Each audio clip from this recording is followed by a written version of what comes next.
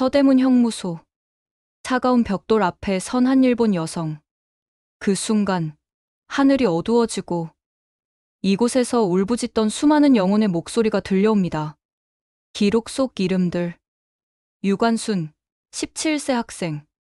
김마리아, 29세 여성 독립운동가. 이갑성, 36세 민족대표. 오세창, 61세 독립운동가. 10대 학생부터 60대 원로까지 4,800여 장의 수형 기록 카드 속 인물들은 모두 고문당하고 처형당하고 조국을 위해 이곳에 남겨뒀습니다. 그녀는 마치 그 현장에 있었던 것처럼 온몸으로 고통을 느끼고 결심합니다. 이 진실을 일본에 반드시 알려야 한다. 이 일본 여성의 이름은 모리야마 리코. 현재 영국 옥스포드 대학교 유학생. 그녀의 집안은 수많은 정치인과 재계 인사를 배출한 일본의 명망가 집안입니다. 그러한 리코가 일제시대의 진실을 밝히겠다는 결심을 서대문 형무소에서 합니다. 그리고 그녀의 이러한 노력이 일본 사회에 엄청난 파장을 불러일으키는데 그녀의 이야기가 지금 시작됩니다. 이 이야기를 계속하기 전에 여러분들은 지금 어디에 계신지 댓글에 남겨주세요. 그럼 이제부터 이 놀라운 이야기를 해보겠습니다. 안녕하세요. 저는 모리야마 리코입니다. 23세. 도쿄대 법학부를 졸업하고 지금은 옥스포드 대학교에서 동아시아 국제정치학 박사과정을 밟고 있어요. 제 손에는 김포공항 도착 티켓이 들려 있었습니다.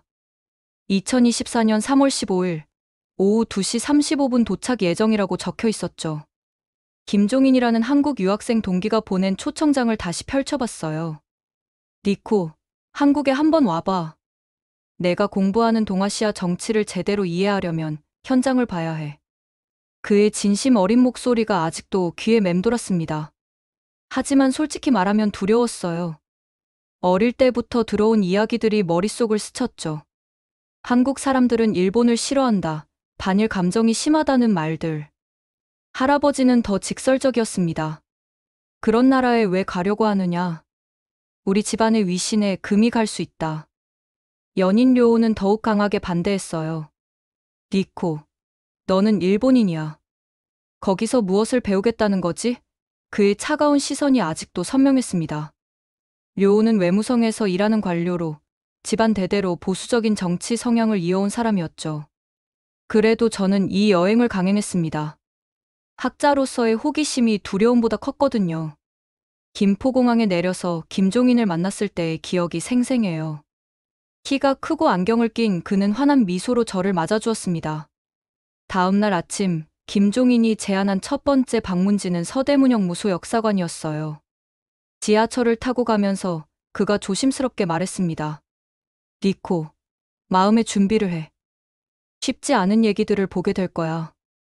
형무소 정문 앞에 섰을 때 그 무거운 침묵을 잊을 수가 없어요. 붉은 벽돌로 쌓인 건물이 마치 거대한 상처처럼 느껴졌습니다. 전시관에 들어서자마자 제 눈에 띈 것은 수감자 기록 카드들이었어요. 4,800여 장이라고 적혀 있었죠. 유관순, 17세. 김마리아, 29세. 이갑성, 36세. 오세창, 61세.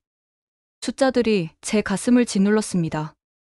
이름 앞에 적힌 나이가 이렇게 무겁게 느껴진 건 처음이었어요.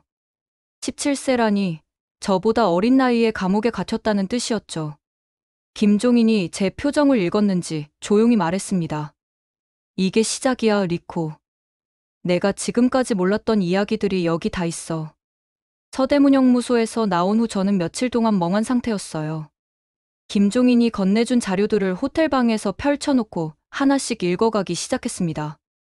조선총독부 기록, 독립운동가들의 재판 기록, 고문에 관한 증언들이었죠. 가장 충격적이었던 건 제가 일본에서 배운 역사와 완전히 다른 내용들이었어요. 고등학교 교과서에서는 조선을 근대화시켜 주었다고 배웠는데 여기서는 토지 수탈과 강제징용의 기록들이 빼곡했죠. 특히 물고문에 관한 기록을 읽을 때는 손이 떨렸어요. 김종인에게 전화를 걸었습니다. 종인아, 이 자료들이 정말 사실이야? 제 목소리가 떨리고 있었죠. 리코, 이건 시작에 불과해. 더 많은 기록들이 있어. 다음날 그가 가져온 USB에는 더욱 구체적인 자료들이 들어 있었어요. 실제 고문 도구들의 사진, 일본 관료들이 본국에 보낸 보고서들, 조선인 강제징용자들의 명단까지 총 15,000여 페이지에 달하는 방대한 기록들이었습니다. 그날 밤 료오에게 화상통화를 걸었어요. 료, 우리가 배운 역사가 정말 맞는 거야? 그의 표정이 딱딱하게 굳었습니다. 니코, 너 지금 뭘 보고 있는 거야? 한국인들이 만든 선전물들을 믿는 거야? 선전물이 아니야. 일본 정부 기록도 있고 실제 사진들도 있어. 역사는 승자가 쓰는 거야. 너는 일본인으로서 일본의 시각을 가져야 해. 저는 반박했습니다.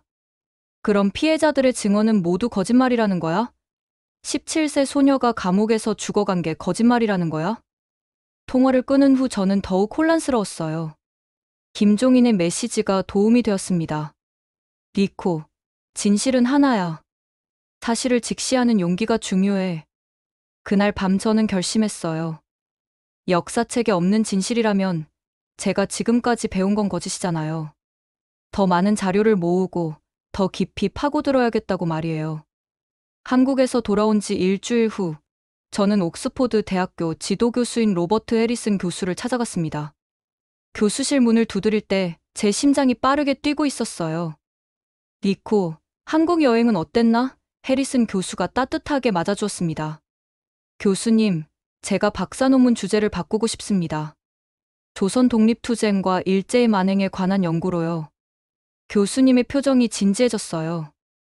제가 수집한 80페이지 분량의 자료들을 2시간 동안 설명한 후 교수님이 천천히 고개를 끄덕였습니다. 자료의 신뢰성은 충분해 보이네. 하지만 니코, 이 연구가 너에게 어떤 의미인지 정확히 알고 있나? 그날 오후 료에게서 급한 전화가 걸려왔어요.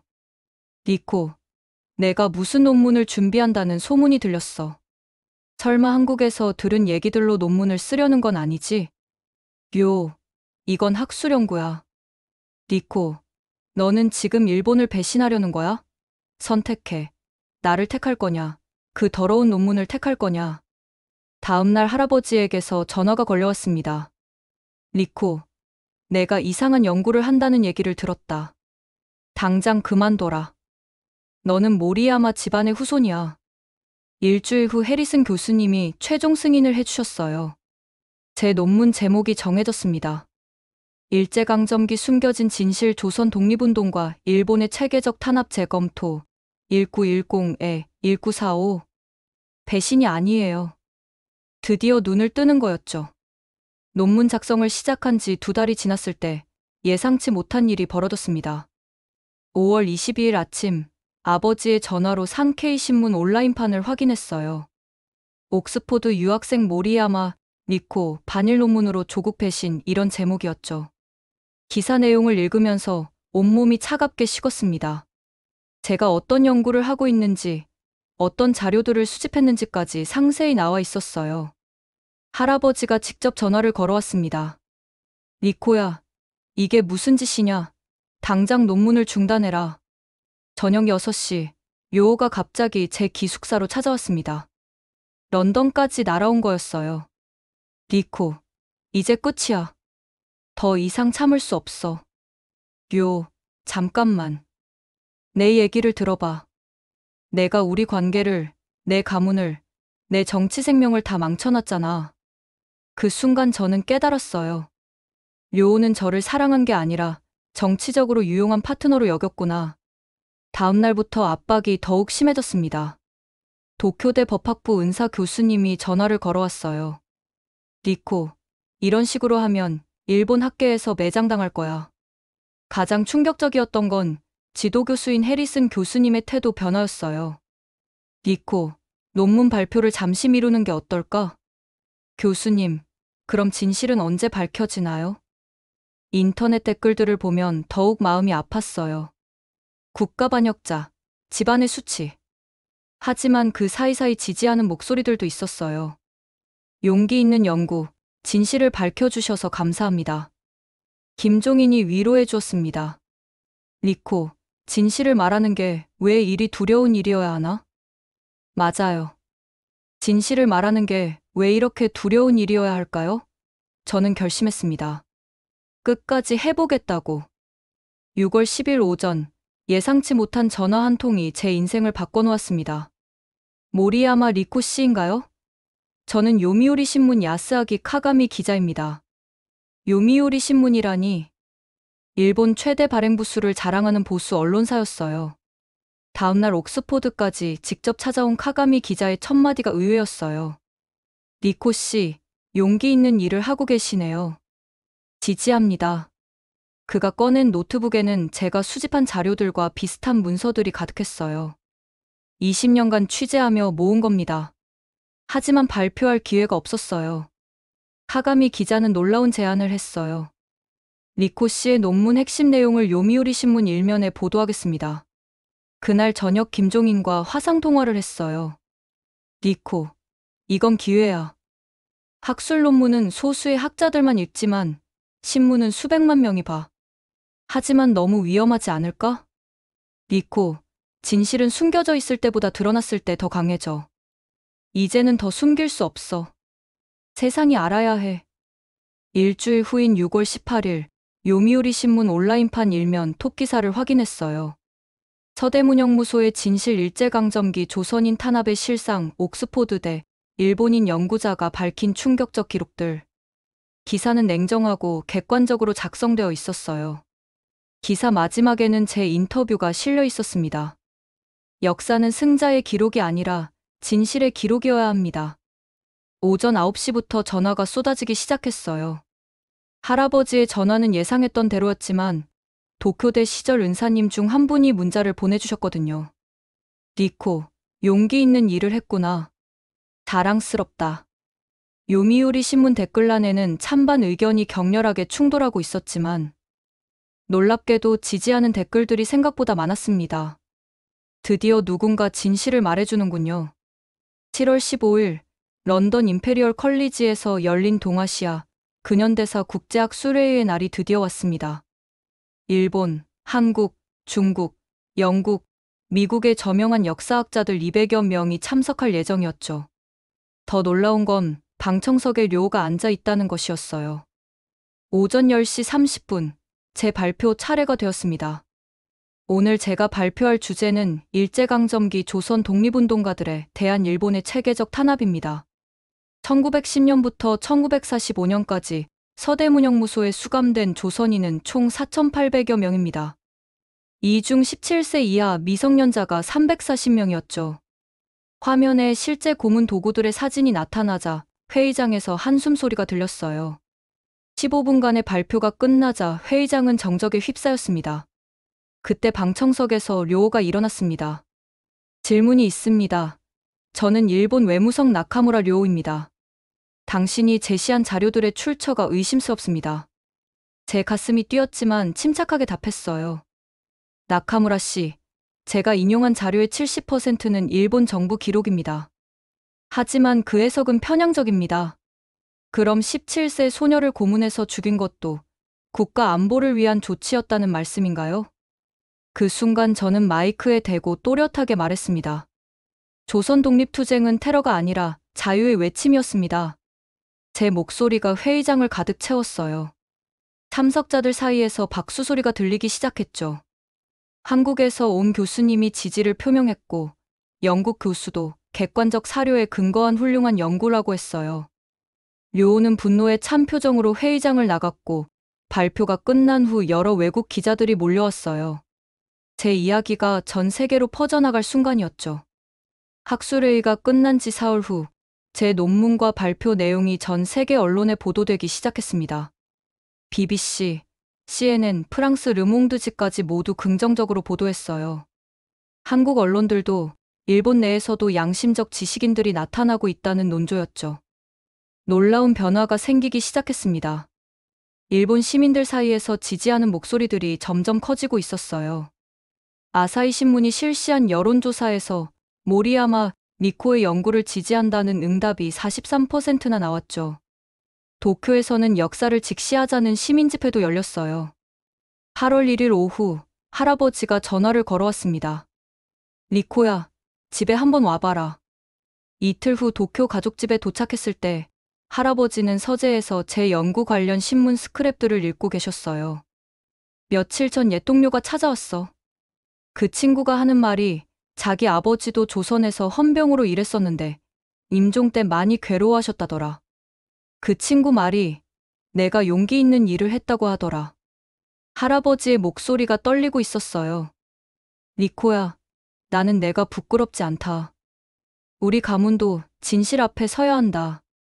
8월 15일 광복절, 한국 정부는 저를 특별히 초청했어요. 기념식에서 한국 대통령이 연설했어요. 일본에도 역사를 직시하려는 양심적 지식인들이 있다는 것을 확인했습니다.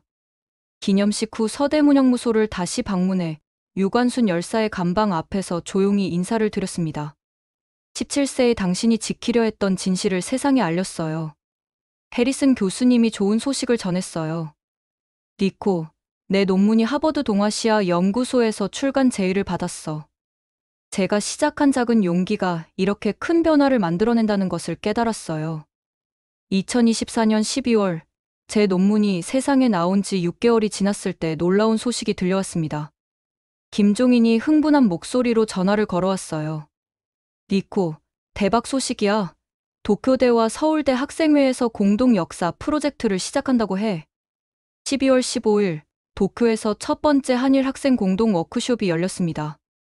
한국 서울대 학생 20명, 일본 도쿄대 학생 25명이 모였어요. 일본 학생 다케다 유우키가 먼저 입을 열었습니다. 저희 할아버지도 조선에서 헌병으로 일하셨어요. 모리야마 선배 덕분에 그 이유를 알게 됐어요. 한국 학생 박지민이 화답했어요. 우리도 일본을 무조건 미워하려는 게 아니에요. 다만 진실을 인정해달라는 거죠. 2월 서울 워크숍에서는 80명이 참석했어요. 서대문형무소를 함께 방문했을 때 일본 학생들이 유관순 열사의 감방 앞에서 조용히 묵념을 드렸습니다. 도쿄대 학생 야마다 타로가 떨리는 목소리로 말했어요. 17세. 제 여동생과 같은 나이네요. 3월부터 본격적인 집필 작업이 시작되었고 6월 25일 드디어 책이 완성되었습니다. 두 나라의 눈으로 본 역사 한일 학생들이 함께 쓴 일제강점기 총 300페이지였어요. 출간 기념회가 서울과 도쿄에서 동시에 열렸어요. 저는 출간사에서 이렇게 말했습니다. 역사는 과거가 아니라 우리가 만드는 미래의 나침반이야. 책은 예상보다 큰 반향을 일으켰어요. 한국에서 초판 1만 부가 일주일 만에 매진되었고 일본에서도 3,000부가 한 달 만에 팔렸죠. 9월에는 중국, 대만, 필리핀에서도 학생들이 참여해 동아시아 전체가 함께 역사를 논의하는 장이 만들어졌어요. 12월, 김종인과 런던에서 만나 1년을 돌아보며 템즈강을 걸었습니다. 니코, 1년 전만 해도 이런 일이 일어날 거라고 생각했어? 전혀. 그냥 진실을 말하고 싶었을 뿐이야. 서대문형무소에서 받은 충격으로 시작된 제 작은 용기가 이제는 수백 명의 젊은이들이 함께하는 큰 움직임이 되었어요. 유관순 열사가 17세의 나이로 옥중에서 외쳤던 대한독립 만세가 이제는 동아시아 평화 만세로 이어지고 있었습니다.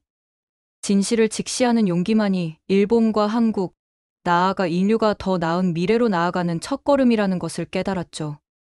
역사는 끝난 게 아니에요. 우리가 지금도 만들어가고 있는 거였습니다.